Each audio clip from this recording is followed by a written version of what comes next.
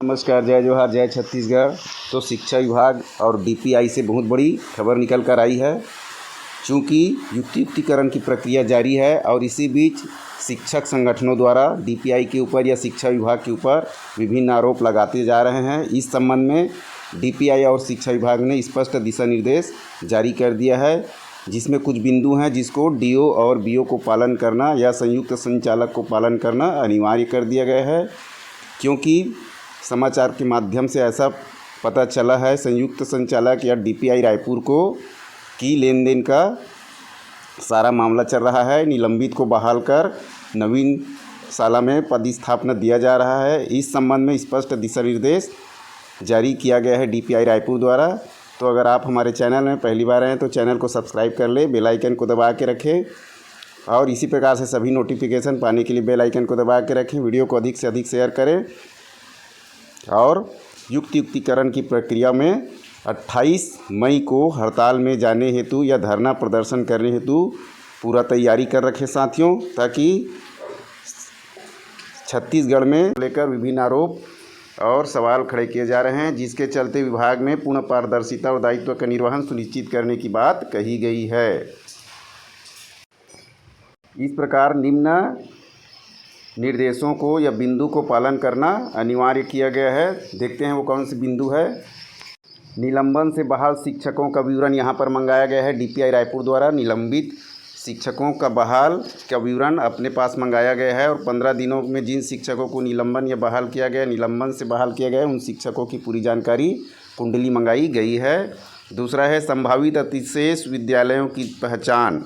इस प्रकार ऐसे विद्यालय जहां वर्तमान में शिक्षक अतिशेष नहीं है, लेकिन दर्ज संख्या के अनुसार यदि गणना की जाए तो अतिशेष श्रेणी में आते हैं। जैसे प्राथमिक विद्यालय में 61 से 65 और पूर्व माध्यमिक में 105 से 110 ऐसे स्कूलों का गहन परीक्षण किया जाए। इस प्रकार तीसरा है बिंदु है दर्ज संख्या शिक्षकों की पुनः जानकारी मंगाई गई है 31 मार्च की स्थिति में।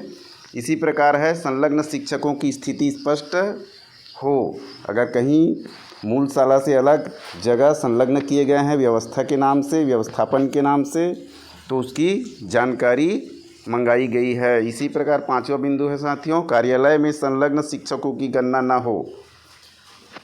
इसी प्रकार छठवां बिंदु है आश्रम शालाओं के अधीक्षकों की गणना। सातवां है रिक्त पदों का मिलान करें। आठवां संवेदनशील विद्यालयों की जाँच, शिक्षक विहीन एकल शिक्षक और जहां शिक्षक आवश्यकता से कम है ऐसे विद्यालयों की विशेष समीक्षा की जाए। नौवां पॉइंट है पारदर्शिता और जवाबदेही अनिवार्य। इसमें अनुशासनात्मक कार्यवाही की अनुशंसा भी की जानी शामिल है। इस प्रकार शिक्षा विभाग ने स्पष्ट किया है कि संभागीय संयुक्त संचालक और जिला शिक्षा अधिकारियों की व्यक्तिगत जिम्मेदारी है कि युक्तिकरण की प्रक्रिया में किसी भी प्रकार की लापरवाही या त्रुटि न हो। शिक्षक वितरण प्रणाली न्याय संगत, सुव्यवस्थित और छात्रों के हित में हो। साथ ही शिक्षा व्यवस्था की विश्वसनीयता बनी रहे। और इस प्रकार ये आदेश भी आपको दिख रहा है साथियों। 26/5/2025 का ये आदेश है। 26/5/2025 नया रायपुर दिनांक से आया।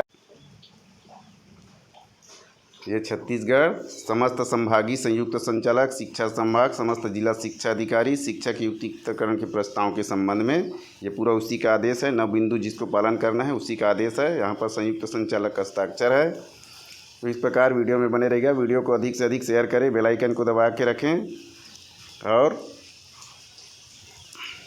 चैनल को सब्सक्राइब कर लें ताकि सभी एजुकेशन रिपोर्ट आप तक मिलती रहे। धन्यवाद साथियों।